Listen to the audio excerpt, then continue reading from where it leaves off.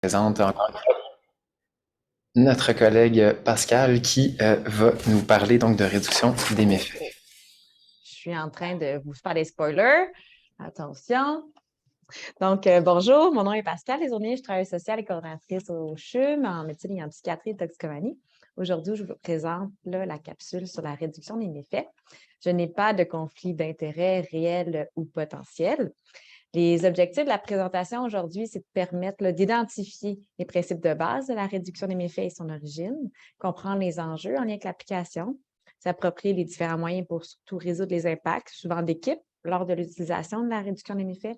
Puis bien sûr, utiliser la réduction des méfaits dans divers contextes, milieux et pour plusieurs objectifs, puis que ce soit le plus concret possible dans votre pratique. Justement, on va commencer tout de suite par 2 vignettes cliniques pour essayer d'imaginer et d'imager surtout la réduction des méfaits. Quand je vous présente les capsules, imaginez ces personnes-là, entre autres dans votre milieu, et voir un peu ce serait quoi les interventions, toujours dans une lunette de réduction des méfaits qui pourraient être appliquées pour eux. Donc, c'est une dame, par exemple, de 18 ans qui est consommatrice active de cocaïne et d'opioïdes injectés. Elle est présentement hospitalisée pour 6 semaines parce qu'elle a une grosse cellulite importante.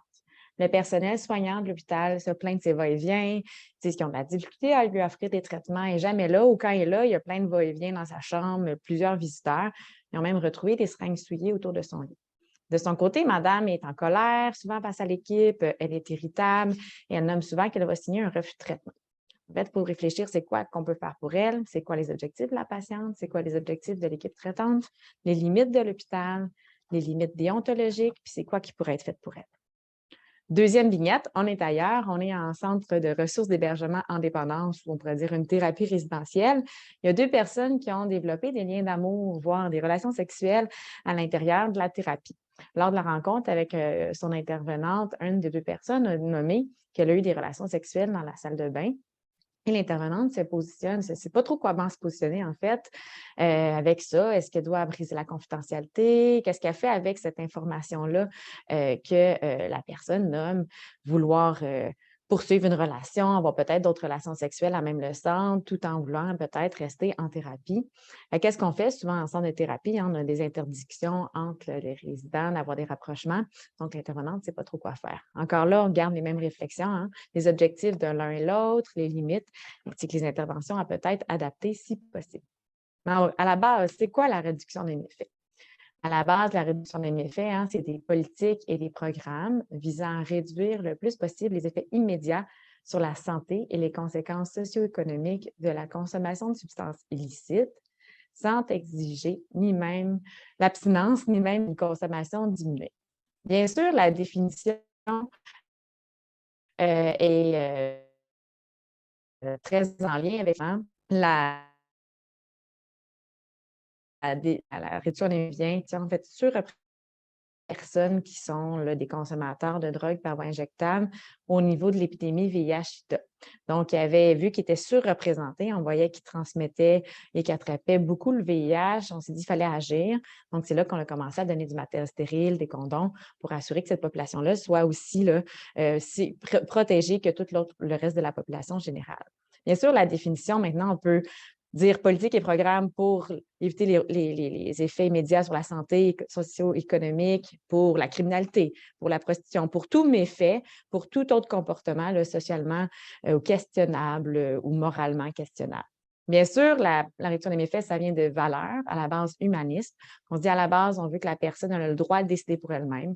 Elle a le droit de décider de poursuivre ou de continuer des comportements ou faire des choix qui sont parfois questionnables moralement au niveau de notre définition personnelle de nos valeurs de la santé.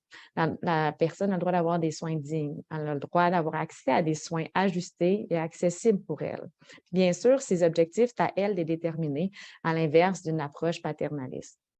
Tout comme des valeurs pragmatiques, qu'on sait très bien que la consommation ou tout comportement socialement, moralement questionnable vont toujours exister. La prostitution, la criminalité et la drogue, bien, ça arrive, ça a toujours existé. Donc, qu'est-ce qu'on fait avec ça rendu là? Ensuite, on sait que ça coûte énormément ne pas traiter, se fermer les yeux, donc les coûts d'une vie, entre autres, dans tout le contexte des surdoses, actuellement, ça n'a pas de prix, versus tous les bénéfices de faire attention ou de faire des démarches de prévention. Ensuite, on sait aussi, de toute façon, que la criminalisation, excusez-moi, est coûteuse et que ça ne fonctionne pas. La war on drug des années 80 ne fonctionne pas. Les taux de consommation continuent d'augmenter et ce n'est pas par les descentes de police nécessairement qu'on va régler le problème. C'est vraiment de passer d'une vision idéaliste ou morale, hein, on ne veut plus qu'il y ait de consommation, on ne veut plus qu'il y ait de prostitution, à une vision réaliste de ça va continuer à arriver. Pourquoi en bout de ligne? Mais c'est à cause que ce comportement-là, hein, socialement ou moralement questionnable, ben, on a vu que ces personnes-là qui l'agissaient, ben, il n'y avait pas les mêmes méfaits que tout le monde, puis la stigmatisation ou la réglementation causait finalement les méfaits à ces personnes souvent marginalisées ou à ces communautés-là qui avaient ces comportements-là. C'est en partant de ce constat-là qu'on s'est dit qu'il ne fallait pas nuire. Notre but, c'est de les soigner. Notre but, c'est d'essayer d'avoir une société la plus juste, la plus équitable. Donc, il fallait réfléchir à des façons de changer. Mais c'est quoi la base d'un méfait?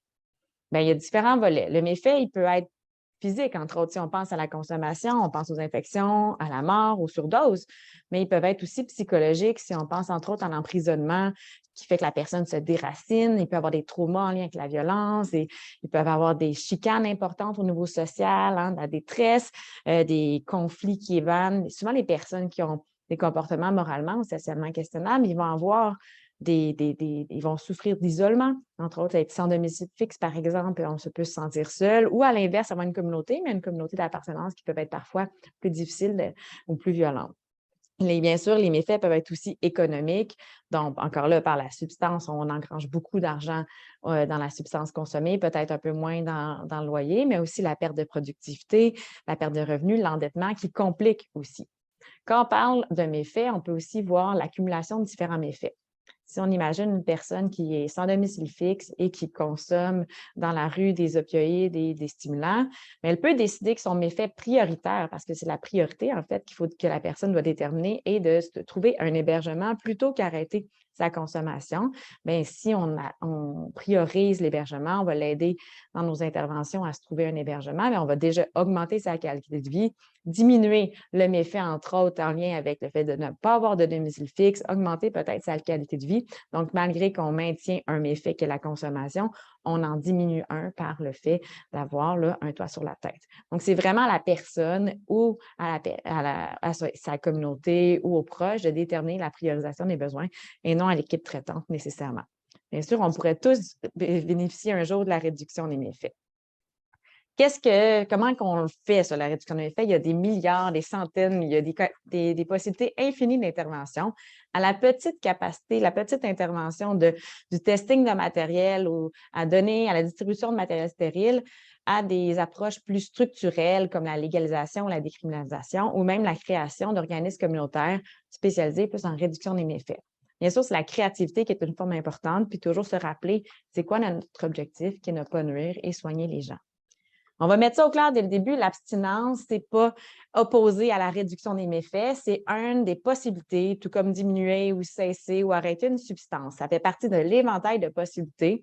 Donc, c'est juste que l'idée, c'est que si on avait une approche seulement d'abstinence, il y aurait peut-être une personne qu'on n'arriverait pas à traiter. Donc, en offrant différentes possibilités, on va avoir le maximum de personnes qu'on pourra soigner. Mais bien sûr, quand on dit qu'on fait de la réduction des méfaits, ça ne veut pas non plus dire qu'on n'a rien à faire puis qu'on s'assoit puis on laisse la personne là, faire,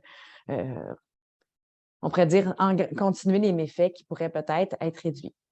Il y a des organismes communautaires comme par exemple En Marche qui accueillent des personnes, des jeunes fugueurs de 12 à 17 ans qui ont fugué de la DPJ ou de milieu familial, qui accueillent ici dans la rue pour éviter justement les enjeux, les impacts, la vie de rue, les traumas, la violence ou même rentrer dans un réseau de proxénétisme, par exemple.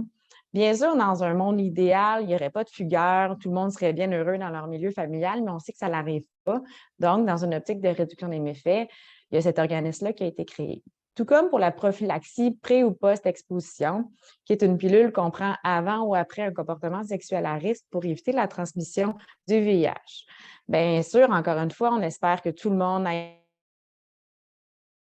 des pratiques idéales et exemplaires, le condom, même l'abstinence, mais on sait que ça n'arrive pas, qu'il y a certaines personnes qui continuent à perpétrer des comportements à risque. Donc, encore là, sachant que ça l'arrive, on a la médication dans une vision de réduction des méfaits. comme le traitement des traitements des femmes enceintes consommatrices. On ne devrait pas avoir de femmes enceintes qui consomment, on ne devrait pas avoir de consommateurs dans un monde idéaliste, mais on sait que ça l'arrive. Donc, comment faire pour que la femme ait le moins de conséquences possibles en lien avec sa consommation, qu'elle ait un suivi plus adapté pour elle, parce que souvent, on sait qu'ils allaient moins voir leur suivi périnatal. Et pour que l'enfant, bien sûr, ou le futur enfant ait aussi un suivi adapté et qu'il y ait peut-être un peu moins de placement si la personne a quand même les capacités parentales. Bien sûr, il faut toujours avoir des fois des idées, se faire remettre en question. Fait que si vous avez des pairs dans votre organisation ou des patients partenaires pour questionner, bien, ils pourraient vous aider dans cette réflexion-là de quelle intervention qui aurait pu les aider dans leur parcours. Entre autres, moi, j'avais fait avec un patient une discussion, un patient qui était là, hospitalisé pour différentes des organisations psychotiques, puis il devait retourner à son hébergement. Et il voulait arrêter le crack, mais il voulait maintenir le cannabis. On ne savait pas trop comment ajuster les traitements. La ressource ne voulait pas le reprendre s'il consommait encore du cannabis, mais après discussion, on a dit, bon, on va essayer de traiter avec lui la place du cannabis dans sa vie, puis comment faire qu'il y ait le moins de conséquences possible à sa consommation. Parce que souvent, la réduction des méfaits, on peut dire aussi c'est la réduction à moindre risque ou la consommation avec le plus de plaisir possible. Donc, c'est un petit peu ça qu'on a fait ça avec lui. Donc, c'est quoi la quantité de cannabis et quel type de cannabis qui peut te faire le plus d'effet, que tu sois satisfait parce que tu veux continuer de consommer, mais tout en évitant un retour à l'hospitalisation, que tu viennes trop paranoïaque ou désorganisé en lien. Donc, on a parlé de la consommation des taux de THC versus le CBD. On est allé magasiner ensemble pour voir quelle sorte de cannabis qui lui faisait mieux. Puis, on a même demandé à la ressource de l'aider à le stimuler à remplir ce tableau-là. Finalement, la ressource l'a aidé, elle a vu finalement les comportements qui n'étaient pas nécessairement ajustés. Ce n'est pas la consommation qui était le problème, ce n'est pas le fait de consommer, c'était les comportements qui étaient finalement à changer. Donc, c'était une vision différente. Donc, la réduction des méfaits a amené ça. Bien sûr, quand on parle de la réduction des méfaits, la ressource, au début, n'était pas pour, mais c'est parce que des fois, il y a des chocs de valeur qui arrivent quand on parle de réduction des méfaits, comme donner du matériel stérile à des mineurs ou à des femmes enceintes, ou même le traitement agoniste opioïde. Parfois, certaines personnes vont penser que ça banalise la consommation ou qu'on accepte finalement un comportement qui n'est pas acceptable. Qu'est-ce qu'on fait? Cette image-là, elle exprime un peu qu'est-ce qui se passe quand on a un conflit éthique, qu'on a un système de valeurs qui est bouleversé. On va avoir une réponse souvent forte émotive de membres de l'équipe ou même de nous-mêmes. On va chercher un sens de pourquoi on réagit comme ça, c'est quoi l'impact.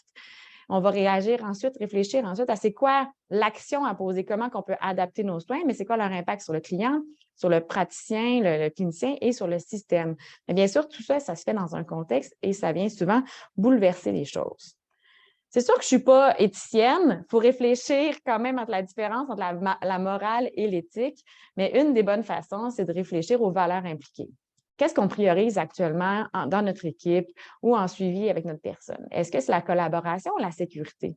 Est-ce qu'on vise prioriser une valeur de bienveillance, de bienfaisance ou les protocoles, la dignité? C'est ça qu'on priorise actuellement. En voyant les valeurs impliquées, on peut voir c'est qu'est-ce aussi qui risque d'être en choc prochainement. Ensuite, la priorisation. On a parlé que la priorité doit être définie, les méfaits doivent être définis par la personne, par la ressource ou les proches. Donc, c'est quoi l'ordre des méfaits ou des risques qu'on veut adresser? Et c'est quoi qu'on veut faire en premier? Par la suite, prendre en considération les codes de déontologie et les règles institutionnelles.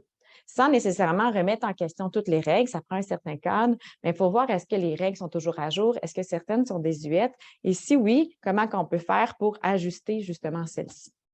Il faut aussi connaître la clientèle, les données probantes. On sait que les risques de rechute sont importants en post-thérapie. Est-ce qu'il faudrait peut-être ajuster nos ateliers puis qu'on considère des ateliers de risque de rechute et surtout de prévention des surdoses?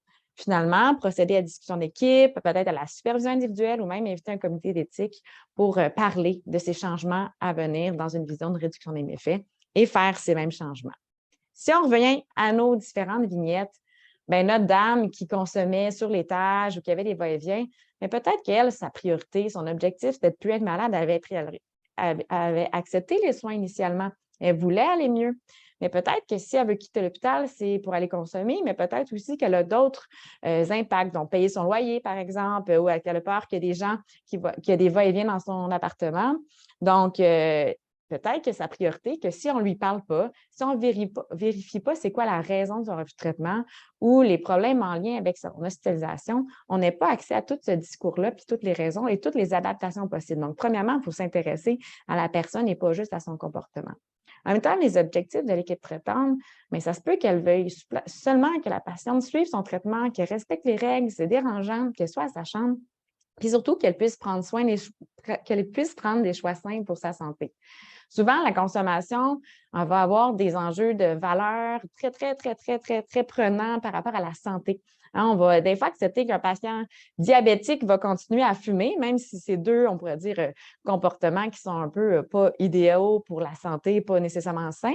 On accepte des fois des incohérences dans un plan de traitement ou pour la santé de la personne, mais quand la consommation est en jeu, des fois, ça vient encore plus rajouter cette espèce d'incohérence-là. Elle accepte de traiter sa cellulite, mais en même temps, elle ne veut pas prendre soin, continuer des comportements à risque par la consommation. Donc, toutes ces discussions-là sont importantes de les aborder à même l'équipe traitante. Ensuite, bien sûr, il y a des limites de l'hôpital qu'il faut considérer, les risques de violence, déranger les autres, mais aussi les habitudes à l'hôpital qui sont souvent très fixes. À cette heure, tu as telle prise de médicaments, prise de sang. Donc, aussi, il faut considérer est-ce que ces règles-là ou ces limites-là sont immuables ou on peut peut-être les questionner.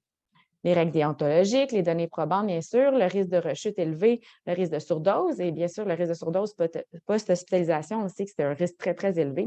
Et le risque élevé de refus de traitement, une complication, si la personne ne reçoit pas les traitements adéquats. Fait que c'est quoi qu'on pourrait faire pour elle? Bien, entre autres, comme je parlais tantôt, vérifier les raisons pourquoi elle veut quitter. C'est quoi ses objectifs et questionner les difficultés en lien avec l'hospitalisation. Puis voir, est-ce que ça serait possible, par exemple, que si elle consomme dans sa chambre, qu'elle avise l'équipe traitante pour avoir des tournées plus rapprochées, pour éviter que si elle a une surdose justement à sa chambre, mais qu'elle puisse bénéficier des méthodes pour prévenir cette surdose-là ou du moins avoir du matériel stérile ou être sauvée venant d'une surdose. Au niveau organisationnel, est-ce que ça serait possible de lui offrir un refus de traitement, un congé temporaire pour lui permettre d'aller vérifier son logement ou même de dire, on regroupe tes soins 2 fois par jour, tu vas être à ta chambre pour recevoir ton traitement, mais le reste, tu peux aller faire tes occupations pour éviter du moins qu'elle dérange, mais qu'en même temps, pour s'assurer qu'elle a un traitement adapté pour elle. Discuter, bien sûr, de méthodes d'injection sécuritaire, offrir du matériel stérile et penser à l'analoxone à même la chambre. Finalement, au niveau plus structurel, on peut réfléchir à des interventions comme développer ou mettre en partenariat des organismes communautaires qui pourraient lui offrir un cadre peut-être d'hébergement moins strict que l'hôpital, tout en lui permettant d'avoir des traitements. Bien sûr, se rappeler que le séjour hospitalier est un facteur de risque de surdose, donc minimalement avoir l'éducation avant le congé et même pendant l'hospitalisation des risques de surdose. Pour les amoureux du centre, encore là, on se rappelle qu'eux, ils souhaitaient continuer à s'aimer, ils souhaitaient poursuivre leur thérapie aussi, puis maintenir des liens sains. La ressource, bien sûr, eux, ils veulent souvent assurer la sécurité de tous les résidents, assurer un bon fonctionnement de la thérapie, puis éviter les conflits entre les résidents ou la jalousie. Souvent, les ressources, ils veulent que les personnes soient concentrées sur leur processus thérapeutique, qu'ils ne pensent pas à la crouse, au maquillage ou aux façons qui pourraient interférer le processus thérapeutique. Ils veulent aussi éviter les risques de violence sexuelle, entre autres, entre les résidents. Toutes ces limites-là, mais après ça, qu'est-ce qu'on peut faire? Si on ne fait rien, les risques de non-complétion de la thérapie sont importants, les risques de rechute aussi. Puis il faut se dire qu'il y a encore un tabou qui est vrai entourant la sexualité chez plusieurs intervenants, même en dépendance. Donc, qu'est-ce qu'on fait avec ça? Bien, on peut vérifier à la base auprès des personnes leur sécurité, leur sensation de libre choix, voir un peu leur compréhension du consentement et des relations saines. Parler des risques associés à la poursuite ou à l'arrêt de la relation, dont peut-être l'expulsion de la thérapie, mais aussi discuter des enjeux de confidentialité que l'intervenante a. On peut proposer peut-être même des sorties temporaires ou des lieux déterminés où est-ce qu'ils peuvent avoir des relations sexuelles. Pensez aussi à des dépistages ITSS ou à des façons de peut-être avoir des jouets sexuels à la place ou voir des façons alternatives d'avoir une sexualité saine et complète tout en respectant certaines règles. Bien sûr, au niveau organisationnel, on aurait peut-être des questions à avoir, des questionnements à offrir des condoms et même en mettre dans toutes les chambres. On sait que ça arrive. Avoir des cours d'éducation sexuelle et affective, faire des ateliers en lien. Et finalement, avoir des rencontres d'équipe sur le thème des relations intra-résidents, étant donné que ça arrive. On le sait très bien que ça arrive. Donc, rendu là, il faut toujours se réfléchir en réduction des méfaits. Il y a plein de specs qu'on peut faire. Il y a plein d'interventions, comme je disais tout à l'heure, des petites aux grandes, mais il n'y a pas de bonne réponse ou une seule façon de faire. Qu'est-ce qu'il faut se rappeler? C'est qu'on ne veut pas nuire, qu'on veut aider. Il faut se rappeler que qu'est-ce qui arriverait si on maintient le statu quo? Qu'est-ce qui arriverait si on ne changeait pas du tout nos pratiques? Mais ça ferait peut-être qu'il y aurait des personnes qui n'auraient pas accès à des soins ou qui n'auraient pas accès à des soins adaptés. Donc, cette vision-là, pour aller un peu plus loin, rappelez-vous, c'est quoi les éléments fondamentaux de la réduction des méfaits. Si vous voulez aller encore plus loin, il y a des capsules d'apprentissage, des vidéos qui sont sur Internet ici, selon les références. Donc, voilà. Rappelez-vous que vous ne voulez pas nuire, vous êtes ici pour soigner. Donc, comment faire pour adapter un peu plus les soins par la réduction des méfaits? En espérant que ma capsule vous a intéressé, n'hésitez pas. Si vous avez des questions ou des commentaires, je suis là.